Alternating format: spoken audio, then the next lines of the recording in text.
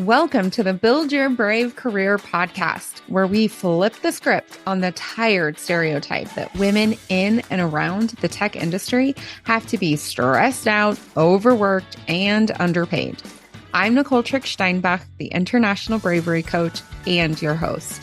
Forget what you've been taught. Bravery is not a personality trait available only to the brash. Bravery is a skill, and you already have it. Which is great because building the skill of bravery is the most powerful way to creating the career and life you really want.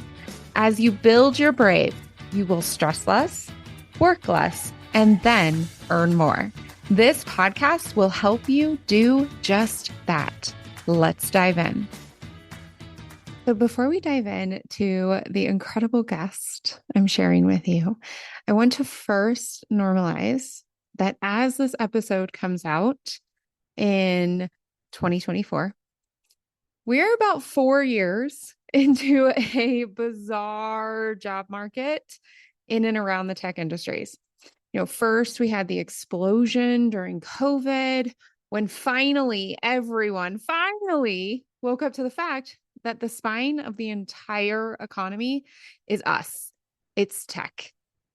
Then we have been navigating, and we are still navigating, the growing and the persistent layoffs that are designed, according to the people doing them, what they have publicly said, to quote, reset the power dynamic. And we know it is also dramatically increasing the personal wealth of very, very few. And we know who they are. And now we're seeing the continued shrink of big names all over the tech industry and the astonishingly fast growth of new names, especially in the medium-sized sections of the tech industry.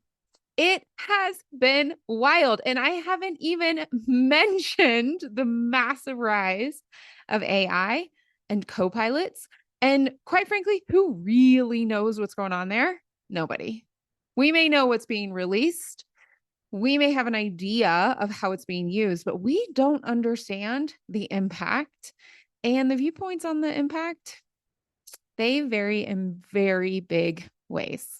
So it is a weird and confusing time. And what works just 3 years ago for job searching and career growth, resume design, LinkedIn use, now today, maybe some of that is good, but quite frankly, most of it likely is not.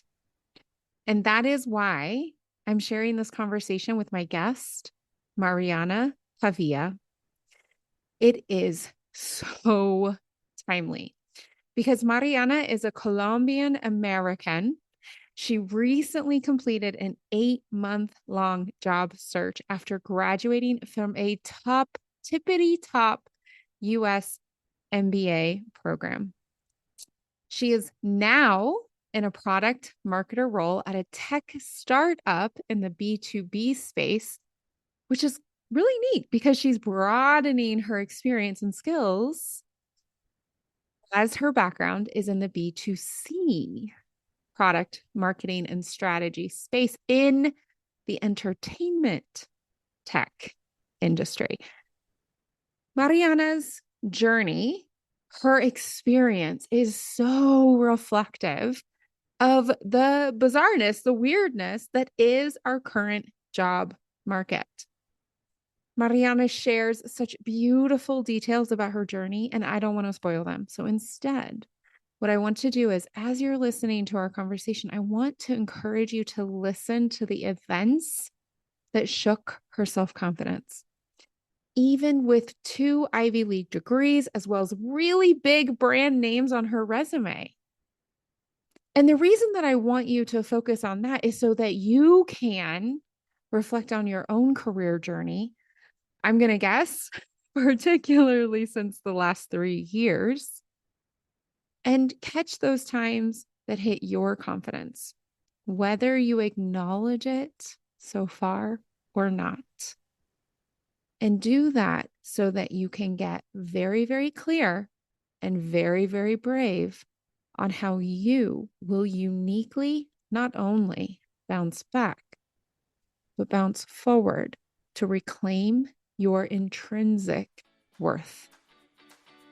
Let's dive in.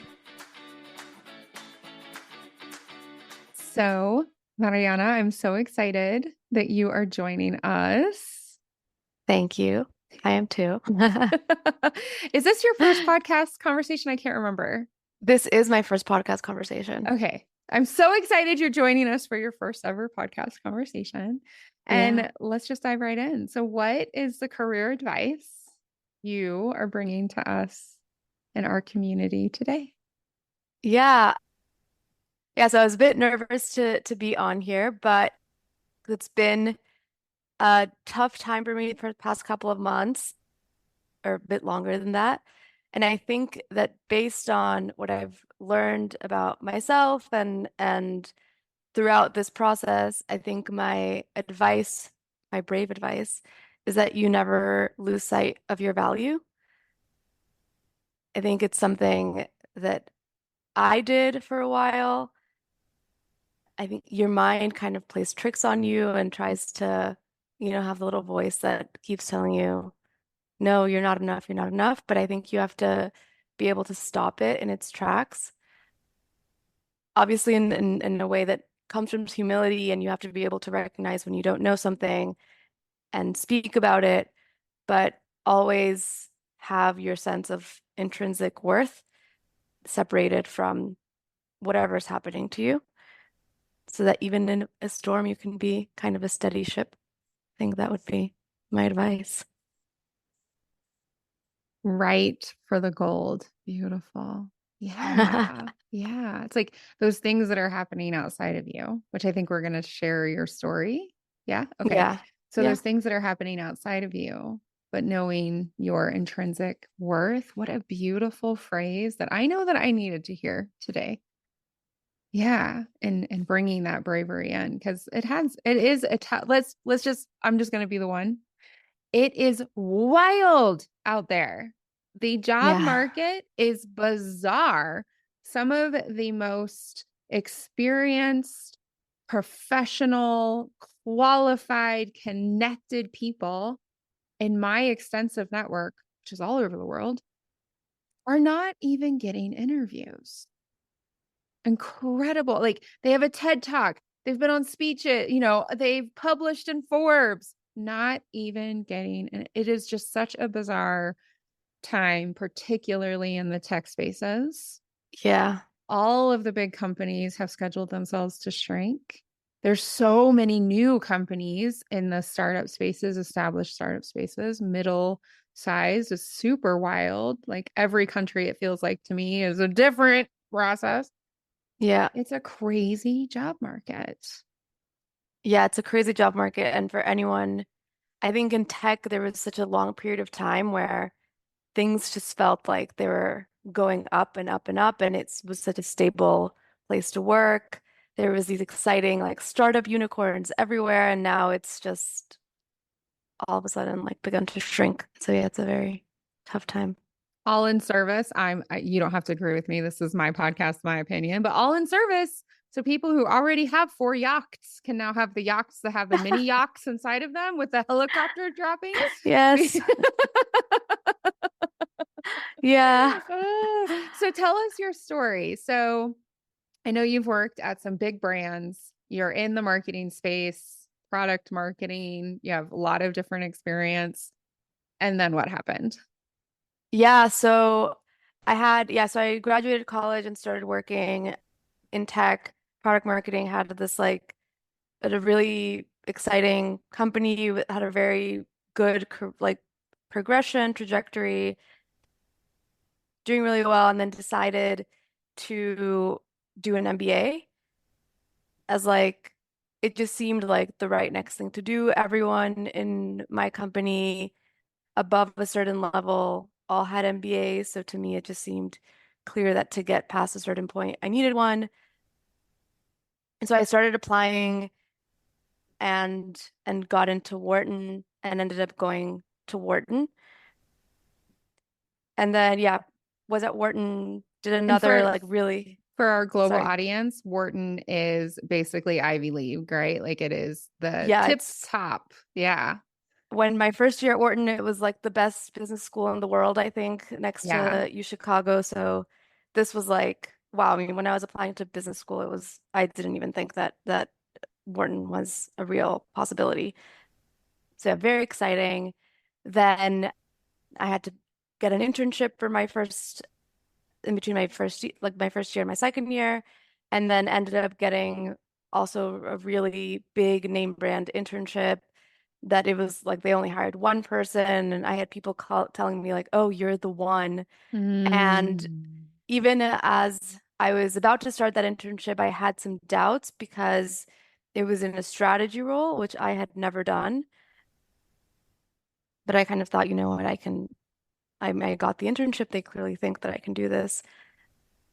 And so I did that internship and did not enjoy it at all. Yeah. And in an internship, you only really have, it's like I think mine was like 8 weeks or 10 weeks, if anything. Hmm. So onboarding onto a new company that quickly takes a while. Onboarding into a new team, learning like completely different areas. So the internship ended up being a lot harder than I envisioned, I guess. I did okay, but the entire time I knew I wasn't doing great. There's a lot of skills that like quantitative skills that I was kind of missing or didn't know about just because I'd never had to work in that environment. Right. And I was working with people who had been in quantitative positions their entire careers. And so these small details that I didn't know to them were obvious, Hmm. or even about the industry that I was working in. And so all of that combined and didn't really make a good work experience. And so I left that internship and I thought I wasn't sure if I wanted to go back or not. Didn't get a return offer, which felt pretty shitty. Yeah. But at the same time, I had this conflicted feeling because I knew I hadn't liked the role. I knew I wasn't going to be happy in that type of role in a longer term position.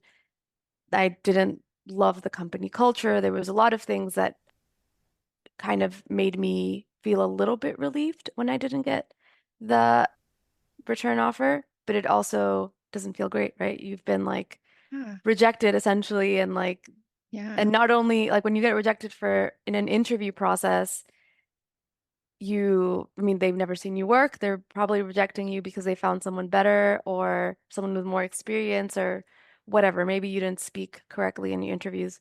When you get rejected after working at a place, then you start to think, well, maybe I'm not that good at working or Mm. I'm missing some like key Yeah. qualities. So then I went back, did my last year at business school, had this like I had a feeling that I was going to have this like confidence issue and try to combat it. Graduated, had not been able to find a job because this like white collar recession had started, Ugh. all the layoffs had started, all the big tech companies weren't hiring. I was interviewing in my old company for a role, and somebody appeared with much more years of experience who had been laid off from another tech company. So they were the obvious hire instead of me. And then I spent like it was ended up being like 8 months looking for a new role and being in this like very negative spiral, very like Yeah. having very low confidence, being unable to really tell my story, communicate my worth, and so not really being able to get across that finish line. Then I worked with you and it was incredibly helpful. And now I've since landed a role and I'm still working on those confidence um like issues and trying to make sure that I what I was saying before, like I'm a steady ship even with a storm. Yeah. Yeah.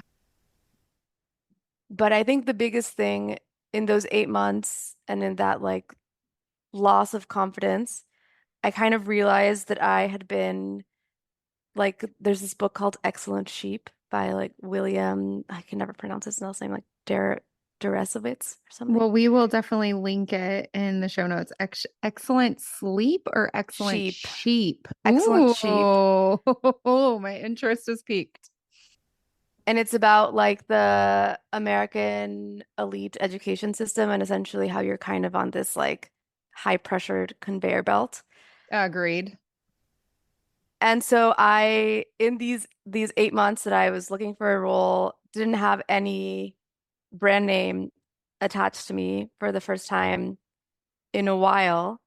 I kind of realized that I'd been on this like high pressured conveyor belt, right? Like I went to a really like big brand name high school in my area. Then I had gone Yeah. to undergrad at an Ivy League, and then I had worked at like a big brand name tech company, managed to get into like Wharton, another big brand name. And same, my other internship was also a big brand name. And then I was kind of left floating and realized that I needed but Excellent Sheep actually talks about a lot of other things, not this specifically, but for me, like I realized that I was really getting my worth from these external factors, and I needed to find a way to bring my worth internally and to, yeah, have it come from other areas and think of myself as a holistic person, like not just my work or my studies or what fancy brand I've attached myself to. Because there's other parts of life besides work, right? And those are just as important. And you kind of lose sight of that when you're on this system of like, this is the next thing, this is the next thing, this is the next thing. Yeah. Yeah. I talk about that because in tech, we outsource so many things, right? I think we've outsourced our value. We've outsourced our brand. We've outsourced our success. We've outsourced. And so much of the brave work is then insourcing it again, insourcing a definition of success, insourcing, as you said, intrinsic value. Yeah, Yeah. Yeah. exactly.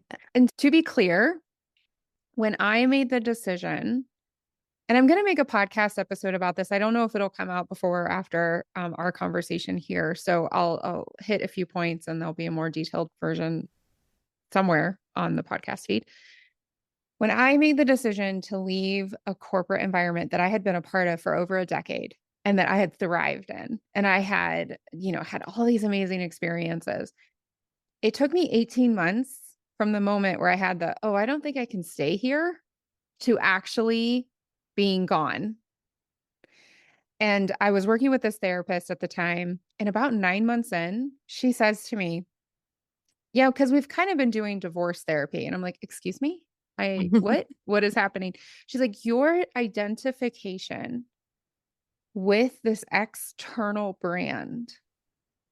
Like, I couldn't even imagine different colors for my own business because I had identified with this brand so much. The product, it was Yeah. always my company, our product. If what? No, right?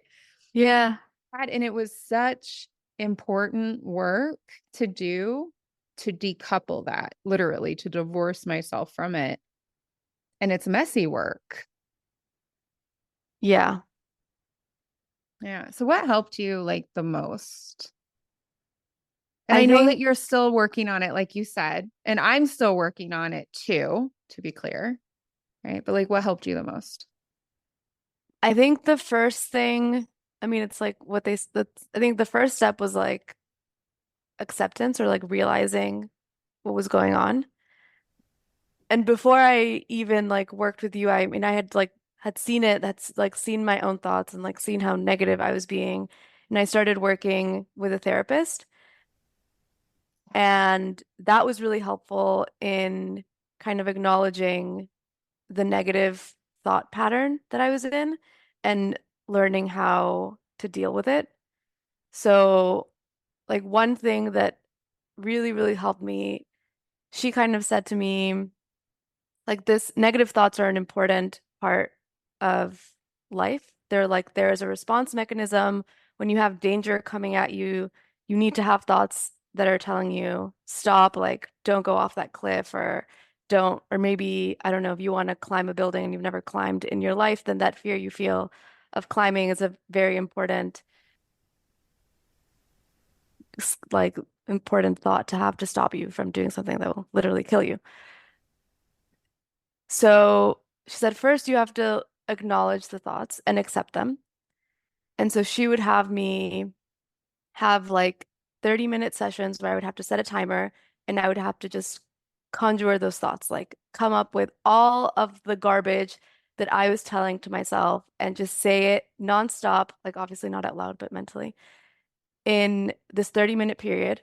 And then once the timer went off, I had to say, okay, I'm done. I heard you thoughts, like I listened to you. And now anything else that wants to, any other warnings, mind that you want to issue me, will have to wait until the next day. And so it was like listening to the parts that those like fear messages that are coming up in your head and saying, okay, I heard you, but now I'm gonna go and do my life and move and hustle and have my calls and because like I was personally I was terrified of like reaching out to people on LinkedIn like cold outreach. I had this like terrible mental block of like I can't message someone on LinkedIn and then have a conversation with them or like jump on a phone call. Like it was just like yeah, it was not even like a concept for me. And so doing that exercise of being like telling myself, oh, these people will think I'm stupid, like they won't want to talk to me, they're not going to answer me, all these things. And then I would say, okay, end of negative thoughts. And I'm going to go and I'm going to do it. I'm going to send my LinkedIn messages and I'm going to have my phone calls. And then any other thoughts will be for the next day. So that was like the first thing I think Wow. that A started bunch of helping me. a bunch of my clients, because I say to my clients, like, give yourself 10 minutes, allow yourself to write it all down or talk it out into recording, burn it, tear it up, say it to yourself, whatever. But 10 minutes, that's enough. Move on. Like, don't allow yourself to stew. So some of my clients are going to listen to this and be like, is she going to have me do 30 minutes? No, no, we're not. I mean, you can, you Well, I didn't do it can. for a long period of time. It's the 30 minutes lasted like 2 weeks and then you start decreasing Brilliant. it. Um, Yeah. but that was very helpful just to Yeah. start because her That's point so was brave. I don't know if I could stay in it for 30 minutes. it was I just hard. want to praise you. That is so brave. It Well was really done. hard, especially I mean the it was that those 2 weeks were tough because you like cry, you feel Oh all the yeah. negative emotions available, but then you have this like and I was so tired of feeling that way that I was like I'm gonna try this and see what Yeah. happens. And then you decrease it and I think the idea is that the more you push back against negative thoughts, the stronger they will fight Agreed. back. That's right. That's And right. so in giving them space, if you think of like the little animated emotions of that Disney Pixar Inside movie out. of Yeah. Inside Out, Yeah. Yeah. Yeah. in like giving them space, you almost reduce their power. Mm-hmm. And Yep. so it wasn't perfect, but that helped a lot. Yeah. Yeah. And then the other thing that was helpful when I started working with you, Nicole, was learning how to tell my story and almost like I think one of the things that we worked on was, and when I was introducing myself, talking about myself as the role that I wanted. So in my Yes. case, it was like, I'm a product marketing manager. And just like stepping into those shoes, like, and putting yourself in that position, even verbally, I think starts to mentally make you feel like this is true, like this is what I am or what I Yeah. need. It's like a combination. And I'm still working on it. I think there's still like, obviously, I haven't completely managed to like divorce myself from brands, even though I think about these things, right? But it's a process, I guess, and It's maybe one definitely day, a maybe process. one day I'll achieve nirvana. You one thing I love to remind myself of is the Dalai Lama was asked a few years ago what his biggest struggle is. The Dalai Lama, the person who practices active compassion, like that's his job, right? Yeah. And his answer was compassion. I was in a conversation and I didn't feel like my skill level was being appreciated. And so what did I do? I pulled out my old title as a former global senior director in a tech Yeah. industry, blah, blah, blah, blah, right? And I was like, wow, that's so interesting that I'm still in periods and places and moments reaching for that external validation. Yeah. And sometimes that's an important strategic step. Like in that case, they stopped pushing back. Like, yes, I Yeah. know about data privacy globally. But in Yeah. other times, it's like, actually, I want to stand for my brand, and Marina Right. wants to stand for hers. Yeah. I think like it's a combination, right? Because we live in a society where these things matter and like Yes. being on LinkedIn and having brands and whatever, it still matters. So it's not to say that they Yes. don't, because I'm like, I don't want to diminish anyone who's like, oh yeah, but she's coming, has like 2 Ivy League degrees. Like, what is like, this Yeah, doesn't make, now you decide to not care about brands. So they do matter, unfortunately, but I they think do. it's having like a separation, like understanding that externally they matter, but also knowing that internally you're so much more than all of that.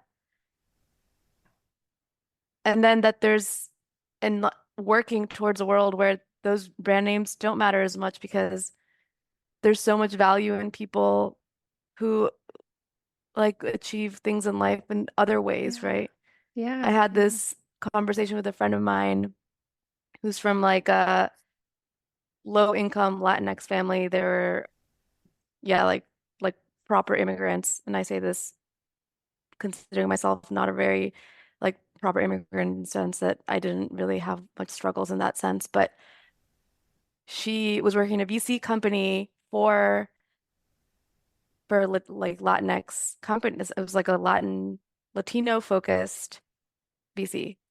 And she had so much frustration with the principal manager of the VC because they would get these founders' resumes, and if he would say, "Oh, they went to this random school," like I don't necessarily trust them. Oh, yeah. Mm-hmm.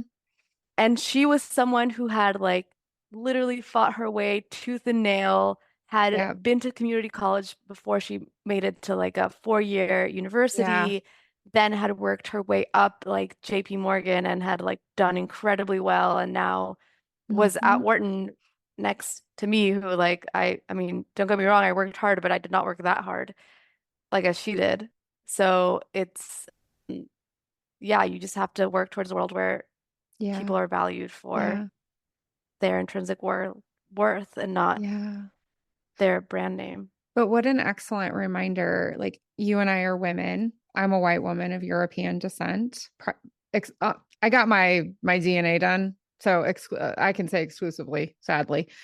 My family we're all very good Catholics. Your family's originally from? I'm Colombian, but I'm Colombian also from European descent. Uh Yes. yeah, Yeah. like I can't really claim I'm definitely not a minority in Colombia, even if I'm a minority here. Right. And we had access to a lot of things, but some of the things that we had access to were misogyny. Women Yeah. aren't as good as men, right? Hatred of women, and then white supremacy, right? And the Yes. 15 tenets of white supremacy. I'll put it in the show notes. We're not going to go through all 15, but one of them is elitism, status, right? And even with, and I have, talked about this in a lot of different places, and it's something that I perpetually face inside of myself is even if I am outside of power in certain ways, I still drift towards the definition of power in other ways. So I went to the University of Pittsburgh, is where I graduated from. And yeah, it was on my resume, but in Europe, I didn't tell people where I graduated from. I hid that. that I grew up poor. I hid that I had a stutter. I hid that, right? Because I had this idea inside of my mind, which was quite frankly often to your friend's story that you shared with us, confirmed by the statements and the behavior of the people around me who had power. Yeah. Again, to your career advice, like remember the intrinsic value. Because when I began to share that perspective, when I began to claim personality traits that I have and lived experience that I had, I was actually more important at those tables. But first, Yeah. I had to build my confidence. Yeah. Yeah, exactly. And Um, and know that I think this outward perception of you can work to shift it, and it doesn't necessarily define who you are. yes. I think in the US, it's funny because I grew up in Miami in an area that's very, very Latin American and a very similar socioeconomic cut of Latin American. My the non-struggling immigrants, I'll call them. And then I moved to other parts of the US where the view of someone who's Latin American or Hispanic is that like really negative view and Yes. like I guess white supremacist view of Yes. like an immigrant in a certain type of position. Yeah.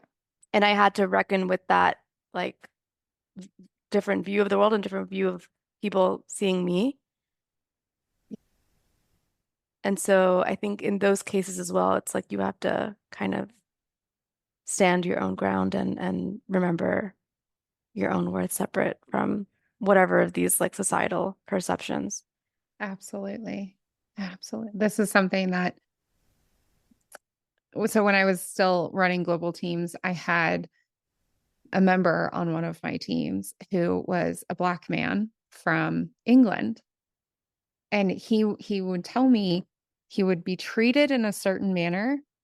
You know, he's out shopping or, you know, trying to get something done, entering a child's school. And then as soon as he opened his mouth with a British accent, it was such a shift, Like a shift. right? Like, Yeah. oh, right. And Yeah. I remember sitting at a table. So I dated a gentleman from Colombia for a while, and his family was also quite well off. You know, everyone was educated, very engaged, not very religious, all of these things. And I remember sitting at a table and listening to someone from our college make assumptions. I think there was even an assumption. Maybe we were joking about it later, but maybe it was the actual such. I don't know. It was like 25 years ago. That was something along the lines of like, oh, so is your father like just a gardener or does he run his own gardener services? Right. And it was like, Yeah. what? Yeah, exactly. We can laugh Exactly. about it now. But man, yeah, there's just so many times that society is going to give us the chance to undermine ourselves and we get to decide to do it Yeah. want to. And it's, I mean, I think like I talk about this a lot with like the affirmative action laws Mm-hmm. that the Supreme Court ruling. I I benefited from affirmative action having, I think, probably wrongly benefited from it, right? Because in that those like Hispanic slots were probably suited for someone who I don't know was had to go to public school and like had to like I mean I'm not saying that public school was like a terrible thing, but like my point is someone had to like struggle actually and for who this was going to be like a really big leg up. Whereas I was going to the same like SAT tutors that I'm Yeah. sure many like Wealthy working white people. class, wealthy Yeah. white people Yeah. accept, like Yeah. could access, but also like working class white people could not access. And Yeah. so it's Yeah. I th there's this like misconception of race in the US Yes. that you have to kind of fight against and Yeah. Yeah. yeah, stand your ground against. And just because you know I can't stand not saying the thing, so just to have said the thing, you know, just so that we're all clear, the status quo of this country and I would argue most places in the world, is affirmative action for white people. So I am from Appalachia. Why could Nicole go to school? Why was my bus pass paid for a certain period of time? Why did I have additional federal and various scholarships? It's because of the perception that people in Appalachia are white. So there's Yeah. commitment into my space. So just so that we're all clear, when we talk about affirmative action and like not having affirmative action, what we're actually saying is we want to prioritize more white people. So you don't have to agree with me, but I am saying it on my podcast.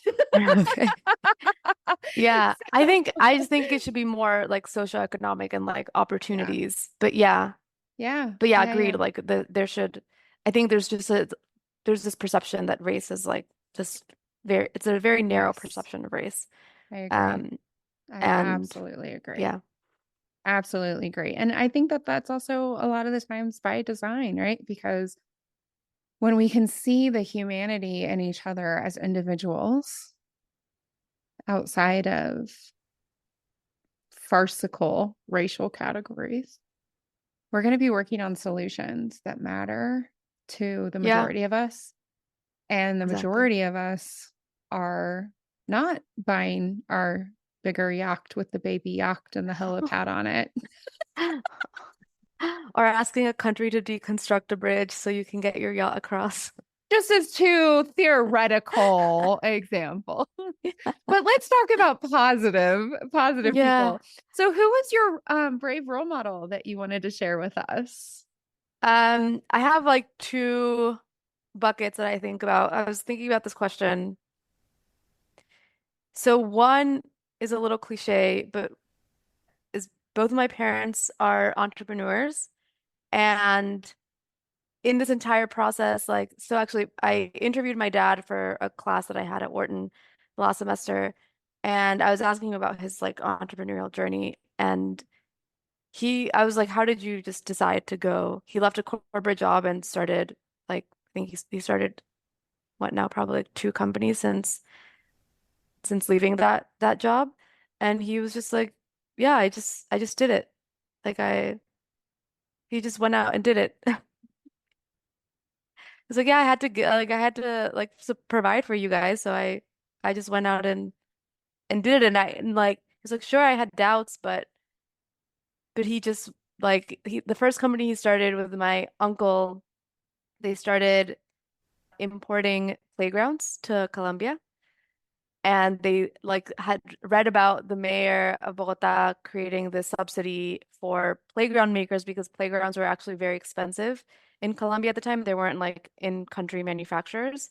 And so there was this like big government subsidy to fund new playgrounds and all this need for new playgrounds and like public spaces.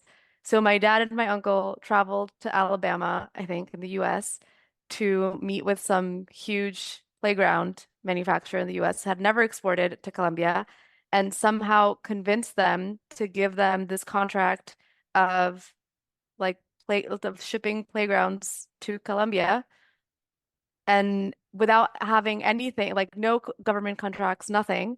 And they won this, and it was like the big, then they started like making these parks, and they had the biggest deal in parks that this company had ever seen in their entire history. And they just went and did it. They just went and did this. It's crazy. And so I think that was one of my like brave s- role models because I'm like, wow, my dad was able to just do this in a time when like I mean, it was like the 90s, before you could like like Yes. stalk people on LinkedIn and message them. Like, I think I can do a bit more of hustling. So that's one. And then my other one, kind of breaking the rules here of one role model, but Oh, my I'm other one was in. Bring me one another of one. my my former manager boss, who's been like a mentor for me for my first company. This is more of like a personal story, and this story is public, so I feel fine sharing it. But she's had like a very successful career, was incredibly supportive to me as a manager, really strategic, really smart, works really, really fast. but for me, her brave story is she was married at one point and had always dreamt of having kids. And her husband at the time didn't want children. Oh. And so they ended up getting a divorce. And she was at that point like in her mid 30s and said like, if I wait to meet someone else, I Hmm. won't have kids. And so she just had two girls by herself. She did like Oh. I guess artificial insemination with with a friend of hers. And now she has these two beautiful girls. She got remarried last year. And for me, it's such an incredible example of taking, I guess they're both related. It's like taking your own life into your own Yeah. hands Yes. and I guess making your destiny and not waiting for someone else to do it for you. So she's Wow. my other brave role model. Both of those stories. Wow. Yeah. That is, yeah, beautiful. Thank you. Oh, Yeah, I'm that's glad we exciting. Well, is there anything that you wanted to talk about that we missed? I don't think so. I think we covered a lot of things. But yeah, Yeah. I guess my final thing is, yeah, know your own worth and take control of your own destiny. I guess with those last two stories I shared, which I'm hoping to work on and be able to do. Me too. But This is yeah, an ongoing. Could not end on a better note. Thank you so much. Thank you very much. thanks for having me. This is exciting, my first podcast. I love being the first podcast for people. All righty, everyone. Until next week, take care. Brave it up. If the Build Your Brave Career podcast is helping you flip the script in your own career, if it's helping you reduce your stress, work smarter, or create more income, please share this with a friend. Till next time, you are already brave. Now go build your brave.